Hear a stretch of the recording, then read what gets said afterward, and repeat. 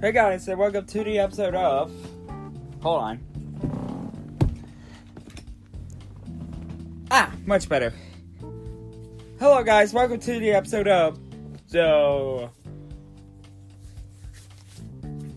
DC Thursday.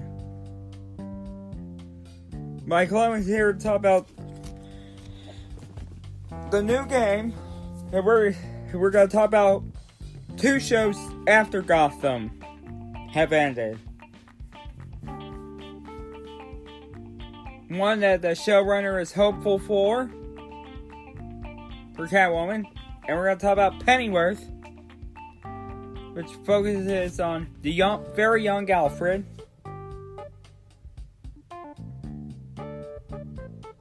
And the CW has ordered a pilot for Batwoman. And of course, the Hellraiser has been rebooted with a Man of Steel writer. But first, here's Mike Lowe to talk about the Outlaws.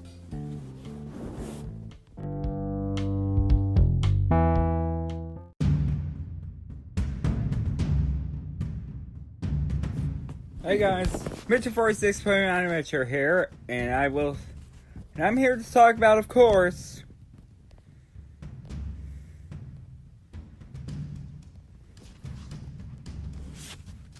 Rocksteady.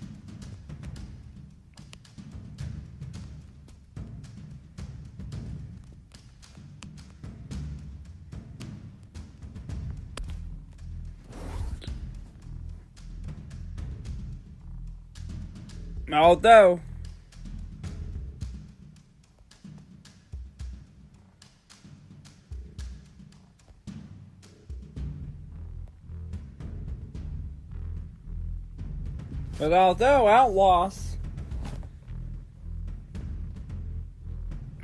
well, I got this from Game Rant, said Rocksteady Studio DC game Outlaws to be announced this week. Well, we already heard of Batman Arkham developer Rocksteady Studios has been working on a new game for some time. And according to the new rumor, it might be ready to be revealed this week. The new game may be called Outlaws. And publisher Warner Brothers Interactive is gearing up for the major marketing push for the title. Originally posted on 4chan before be reposted by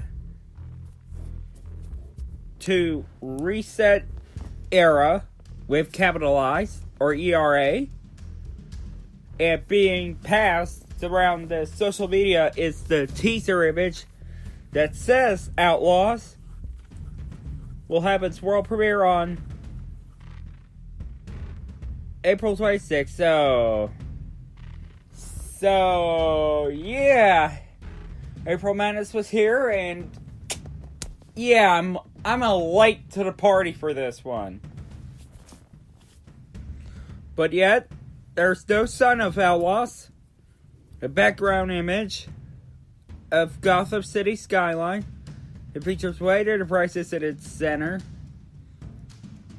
The bottom of the image features the trademark of DC Comics and Epic Games, suggesting that if The Outlaws is a real game,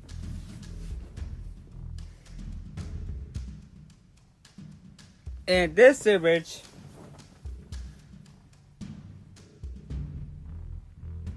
isn't fake, it will be an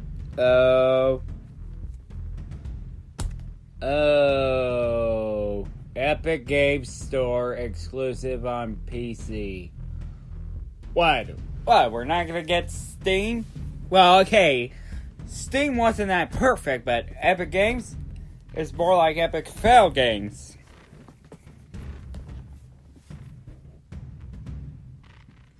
And I wonder who is that on the picture. Outlaws may refer to Red Hood and the Outlaws. name of the DC comic with starring Red Hood, who is Jason Todd after his death. And yes, this will be Arkham canon, with Jason Todd becomes Jason Todd, who was unfortunately killed, but, left for dead. And we saw Starfire and Arsenal, Great Arrow's former sidekicks, team up to form the Outlaws. The first volume received a heavy negative response from critics and fans. And the second volume of Red Hood and the Outlaws has been received much better. An Outlaws game could also get a new non-comic readers to take interest, and to get readers who ignore it because of its poor reviews to take another look at this cast of characters. Some are connecting this league to an earlier link studio that Rocksteady Studios is making a Suicide Squad game. Well, would have been great, but it would be, it would also be an M rating. Well, I hope they brought Harley Quinn in her nurse outfit from Arkham, not Harley Quinn in her streetwalker outfit. That link suggests that game will be revealed on June 4th, 2019, 1 week before E3. And yes, I will be doing a podcast for this on, I would go to, since I got my own podcast on Spreaker, of course, and a game as a service style online multiplayer title with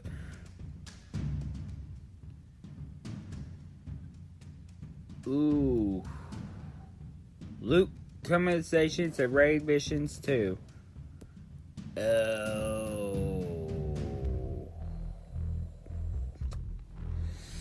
Nah. I just wanted it to be like a story. Single player story. Well, at least if it's a battle royale, then I had no interest in it. The different announcement dates cast about these being the same games of Rocksteady, but Outlaws image for April 26th may have been created before the June 4th marketing plan was written. The legitimacy of Outlaws leak hasn't been confirmed yet. However, the interest surrounding the leaks for the ways that fans and wish lists are sharing in their wish list confirms that this is a huge interest around a new DC game from Rocksteady Studios. Rocksteady said this next game will blow the minds of fans, and fans are just showing about, ready for the developers to show off what they have. But the source is actually from Reset Era. Well, I'm going to give you my thoughts. Yeah, I just want to know what it is. I mean, like say, if it's a loot crate thing, then I don't care for that. But if it's a battle royale game, I have no interest in it. I have no interest in battle royales.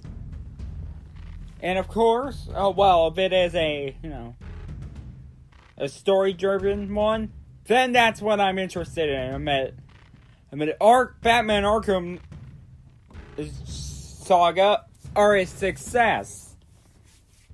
Even the ones that are not from Rocksteady, the Batman trilogy was wonderful.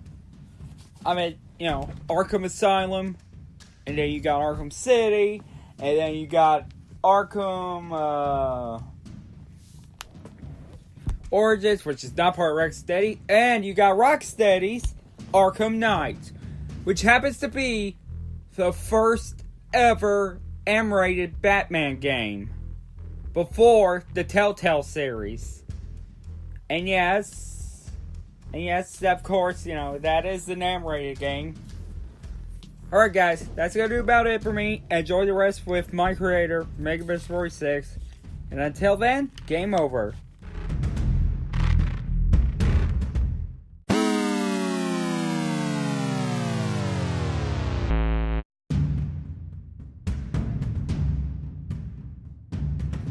Thank you, Megabus46.9 Amateur.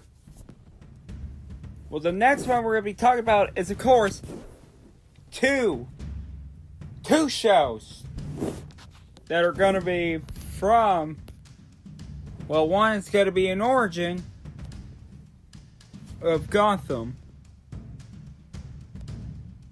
Oh, well, on second thought, I got the source for comicbook.com with, of course, Catwoman.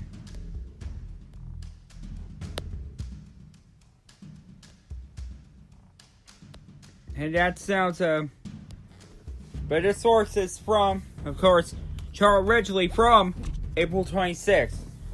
Gotham showrunner is very hopeful for a Catwoman spinoff.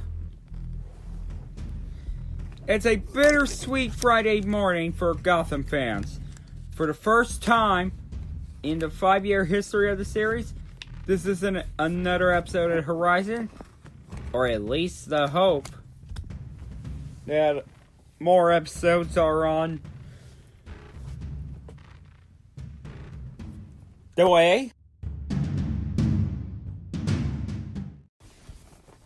Oh, sorry everyone, I got cut off on that. Sorry, I really did get cut off. So sorry, folks. Yeah, although I did find out about Lily Simmons, the one who appeared. She was in Law & Order SVU. She was in The Purge. And yes, she was also in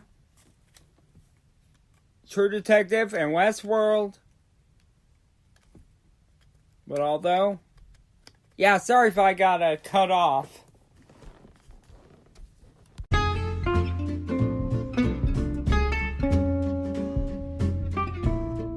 Okay, hold on. Let's try that again.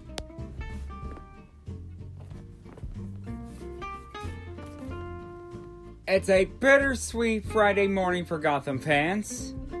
For the first time in the 5-year history of the series, this isn't another episode of The Horizon, or at least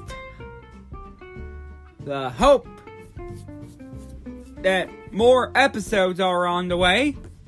The series came to a close on Thursday night with a time jump episode showing the arrival of Batman 10 years into the future. This is a fitting answer to the DC prequel series, introducing the characters that spend 100 episodes setting up and teasing. However, there's a chance that this might not exactly be the end for one of the most popular Gotham characters. While Selena Kyle was played by young actress... Sorry, I'm having trouble with the connection. Please try again in a moment. Wait, what?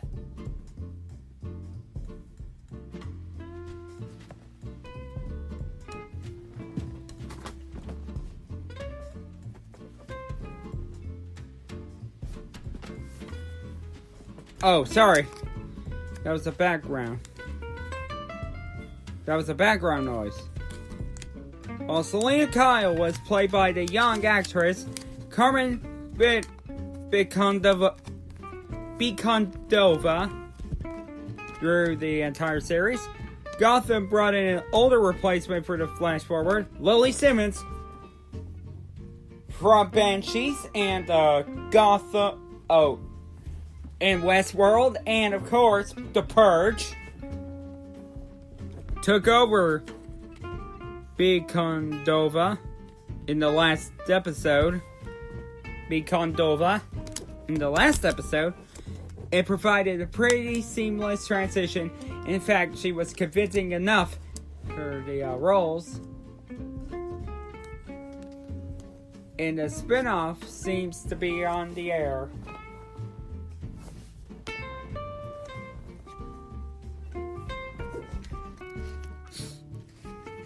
But after the episode, TV Line spoke with showrunner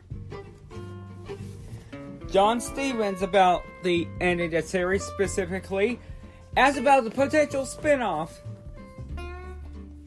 series following Simmons' Catwoman in the years before Bruce Wayne returned to Gotham. Stevens didn't say anything was in the works necessarily, but he didn't shut things down either. I don't know if it's planned. Stevens responded with, when asked about they had for planned the seeds of a spinoff, I say hopeful. So producer and writer of Gotham didn't have a spin-off in mind when they made this finale, but it would be safe to say they like to try and make something happen with Simmons and the character. After all, if there's going to be a spin-off of Gotham, this is one of that. Makes most sense. Selene Kyle is a popular character, and Lily Simmons can definitely anchor a series of her own. When even important that this show could stand up on its own without help from rest of the Gotham cast and characters. If it takes place years before Bruce comes back, you don't have to deal with Batman at all. Both Penguin and Riddler are locked up, and crime seems to be at an all-time low for the city, and Selena could exist of her own without getting caught up in anything else going on in the mythos of the show. There's no telling if a Gotham spin-off will ever come to fruition, but at least I'd definitely love to see. Yeah, so like I say, sorry if you hear the noise about lost connection. And although, and I also do apologize for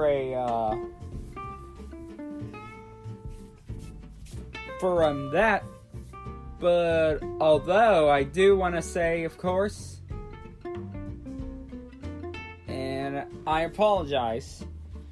So yeah. Sorry about that cutoff, but now,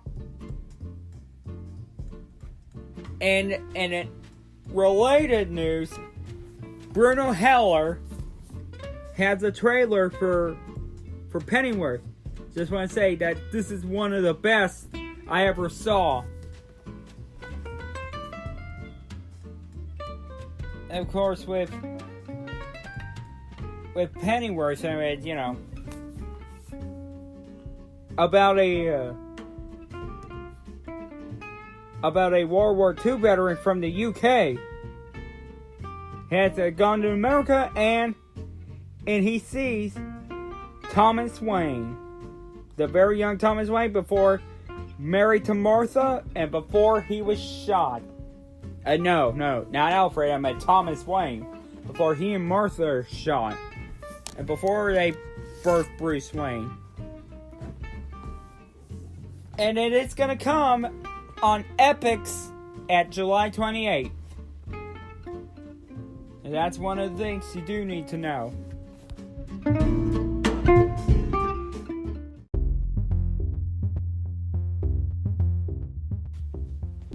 Okay, hopefully the next one won't not have a glitch, of course, and I'm talking about, of course, is we're going to is DC.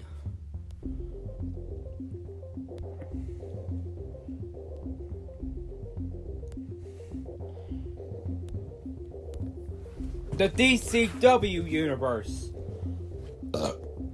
Sorry if I burped, but and here's what it says. A source from Russ Brolin game of yesterday.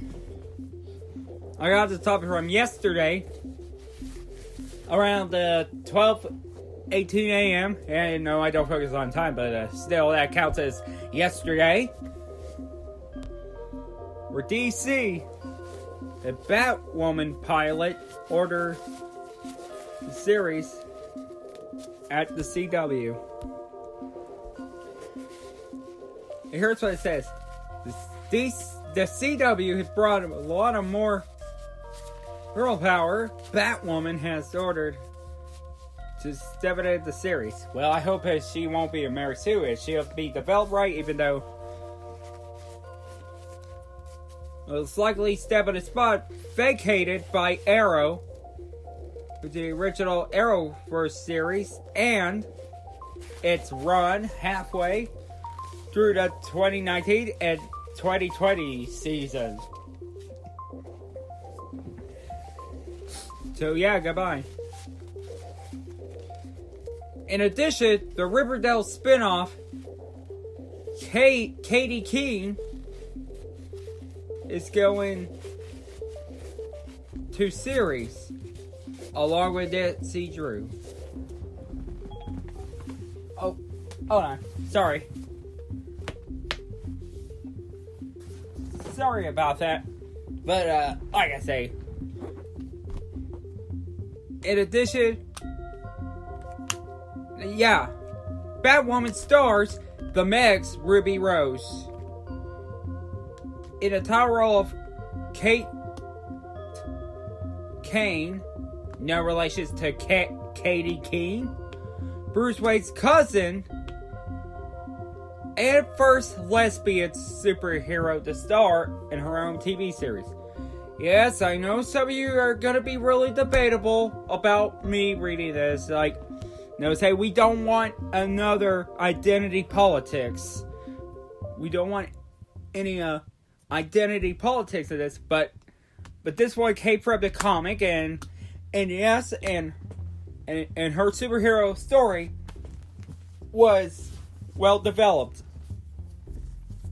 But like I say, this before the SJW came along. But the SJWs, for some reason, yes guys, they attacked Ruby Rose, saying she's not lesbian enough, because, as it being confirmed that she is a real life lesbian. But yes, I would love to do an episode of SJW Watch where I defend the ones who are attacked by those people. The ones who are attacked by those people. And Ruby Rose is next on the list to defend. Yeah, because in real life, her sexuality is actually lesbian. Back to the topic. The character was first introduced in December's Elseworld crossover series. It has been considered a lock to earn a full season order. Armed with a passion for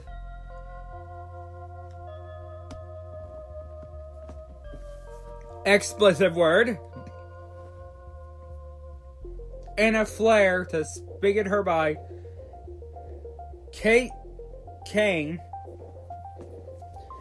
Ruby Rose soars on the streets of Gotham as Batwoman, an out lesbian and highly trained street fighter primal to snuff out the failing city's criminal resurgence.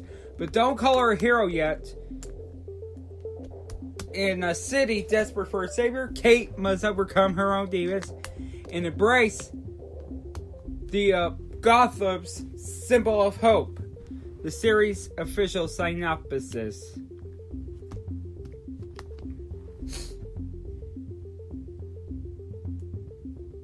Well, yeah, that's the reason.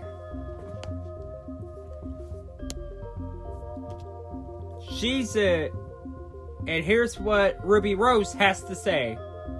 She's more fun because she's a billionaire. She has ladies that love her. I think for the most part, crossover-wise, she's swaggy. I say swaggy, but it doesn't, to me, and when I'm reading at it, it kind of looks like it almost says Shaggy. Like referring to a character from Scooby-Doo, who's been popular around the internet. She always knew who she was. But she's really coming to knowing who she is in the crossover. And with Batwoman as well. It's not the first time she puts on a suit. Don't worry, Ruby Rose. Next HJW watch, after Geeks and Gamers, I'm gonna defend you. You know? Although I will check if I did see the... Look, alright. The series is expected to premiere at mid-season, which would at least, in the minds of course, the... What is up with this lately? Okay, The series is expected to be premiered at mid-season, which would, at least in the minds of fans, make Batwoman the replacement of Arrow, which is ending after 10 episodes next year. Series is expected to air through the events of Crisis on Infinite Earth, and then end before 2020. A popular theory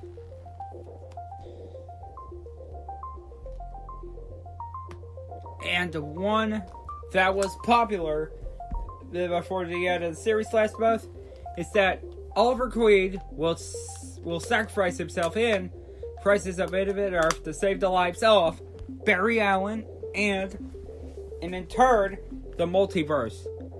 Batwoman is the character with a long history in comics and someone who has been increasingly popular since she was reintroduced in the year-long maxi series 52. The CW fall schedule will announce 2019's upfront presentation of New York on May 16th. Source from EW. Wow, that's really interesting. Yeah, sorry if I had the iPad. Well, I wasn't playing with it. I was just trying to stop it from, trying to play with it, That's what I've tried to find out what's wrong with it. I'll get it fixed. But no, I'm just gonna go ahead and say I'm more interested in this than Marvel trying to introduce a first gay character, on a movie, because that's guys, I may be a supporter of the LGBTQ community, a supporter of it, but although I am not really a big fan of its characters being pushed of an agenda. So yeah, but hey, other than that, I'm looking forward to seeing Ruby Rose and how she's gonna do in Batwoman. Alright guys, the last one is going to be the bad news, and it's going to be involving one of the horror movies.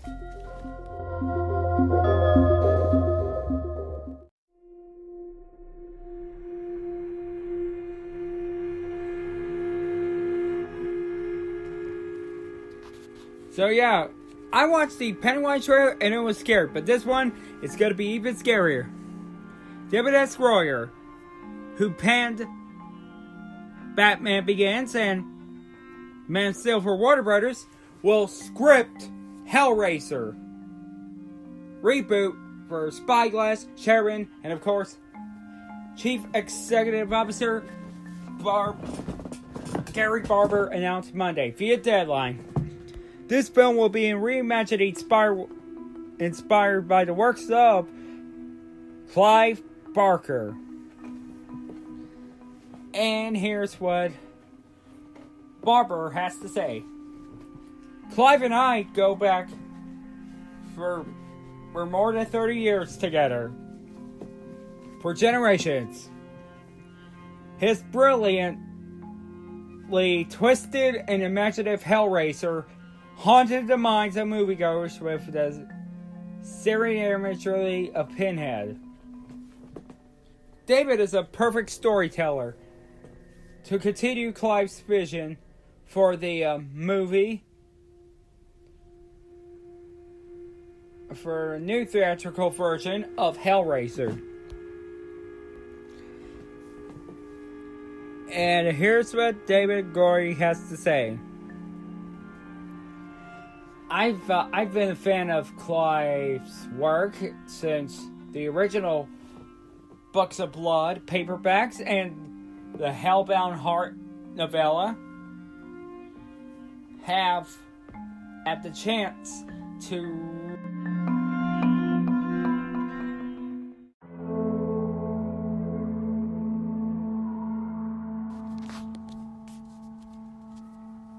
there we go.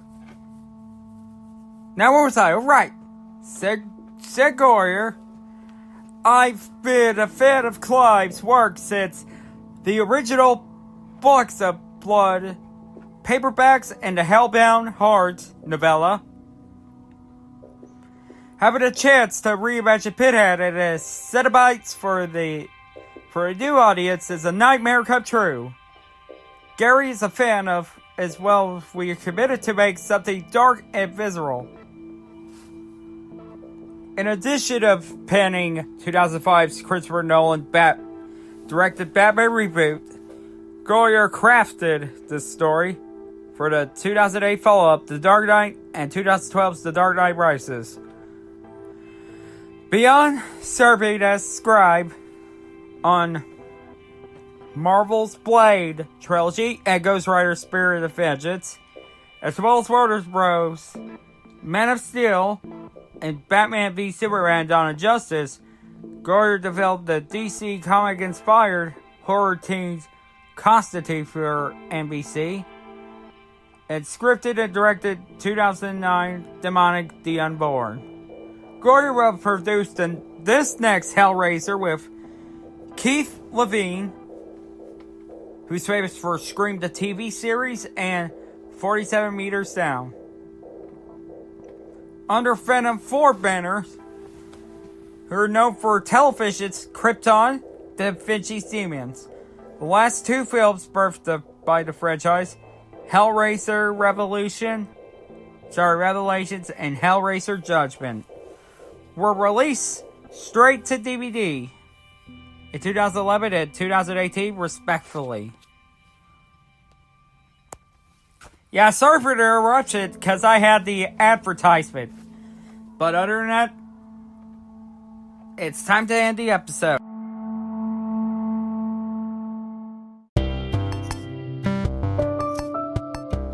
Okay guys, that's gonna do about it for the weirdest episode of DC Thursday. Alright guys? Yeah, next time if there's an advertisement, before I record, I'm gonna check if there's any advertising play a la video, and I'm gonna have to turn that off, because that's what it costs, the interference. And that's what it cost me to do some splits. Alright guys, that's it. And there's a Batman signal, and it's time for me to Tamscray. So I'll see you guys next time. The podcast you just heard was made using Anchor. Ever thought about making your own podcast? Anchor makes it really easy for anyone to get started. It's a one-stop shop for recording, hosting, and distributing podcasts. Best of all, it's 100% free. Sign up now at anchor.fm/new. That's anchor.fm/new to get started.